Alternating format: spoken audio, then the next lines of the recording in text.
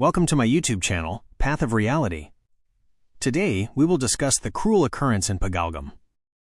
Welcome to the deep dive. Today, we're looking at a really significant and tragic event, the Pahalgam attack, the Halgone Hamla from April 22nd, 2025. Yes, a crucial event. We've got various sources, and the aim really is to piece together what happened and, importantly, how India responded afterwards. It was, as you mentioned, significant. This attack in the Baisaran Valley, targeting mostly Hindu tourists, became the deadliest civilian attack in India since the 2008 Mumbai attack. Exactly. And Baisaran Valley, it's incredibly scenic near Pahalgam. Think dense cedar forest, very remote. You can only get there walking or by horse. Right, which makes what happened even more jarring. 5 terrorists, armed with modern weapons, M4 carbines, AK-47s, according to the report, started an indiscriminate shooting. A real shock. Initially, there was some confusion about responsibility. A group called the Resistance Front, TRF. Believed to be linked to Lashkar-e-Taiba. That's the one. They apparently claimed it at first, but then, they retracted that claim. India, however, blames Pakistan-based groups, suggesting cross-border support. And Indian intelligence pointed to a specific person as the planner, didn't they? Sheikh Sajjad Gul, linked to Leti. Yes, he was identified. And the details of how the victims were targeted are particularly chilling. Reports say attackers asked for names, religion. Some were even forced to recite the Islamic Kalma based on the sources. Horrific. Absolutely horrific. Yeah. The final toll was 26 civilians killed, mostly tourists from different Indian states, plus 1 Nepali citizen, and another 20 seriously injured. Amidst all that horror, there was this act of incredible bravery. A local Muslim pony operator, Sayyid Hussain Shah. Right, he tried to disarm an attacker and was tragically killed in the process. A real hero. It also shows how widespread the impact was. 3 victims were off-duty government officials, Indian Air Force, Navy, Intelligence Bureau. The international reaction was strong condemnation, too. The G7 nations, Singapore, UN Secretary General Guterres called for restraint. So India's initial response, what did that look like on the ground? Immediate condemnation from the top, of course. PM Modi, Home Minister Shah. Yeah, and security measures kicked in fast. Pahalgam went into lockdown. Joint search operations began. J&K police, the army, paramilitary forces. They even brought in army helicopters. And then the investigation was formally handed over. Correct. On April 27th, the National Investigation Agency, the NIA, took charge. And they officially named Sheikh Sajjad Gul as the mastermind. Turns out there was already a reward out for him, 10 lakh.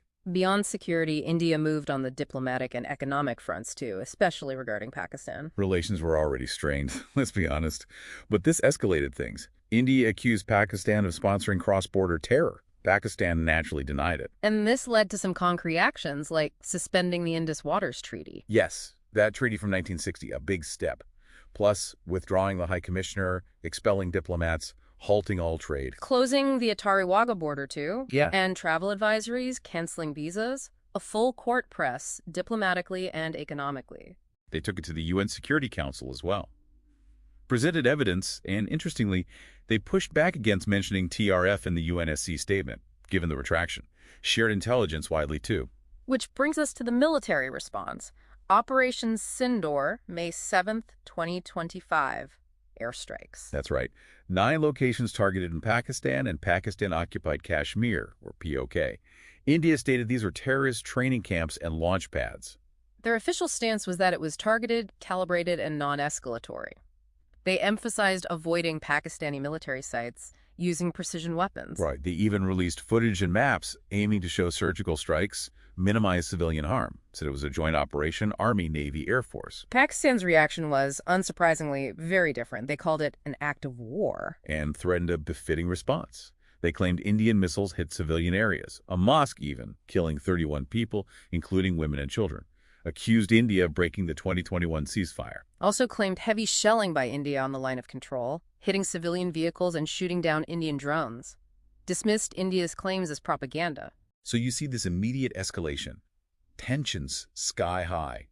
More diplomats expelled, borders and airspace closed, shelling intensified. Civilian casualties reported on both sides, tragically. India even ran civil defense drills nationwide. Some airports temporarily shut. The G7 again urged de-escalation. And the numbers from the airstrikes themselves are disputed. India claimed about 70 terrorists killed, including commanders from Leti and Jem. While Pakistan maintained the casualties were 31 civilians, it's often hard to verify these things independently. Very difficult. Regarding the Pahalgam attackers themselves, the NIA identified 2 Pakistanis, 2 local Kashmiris reportedly.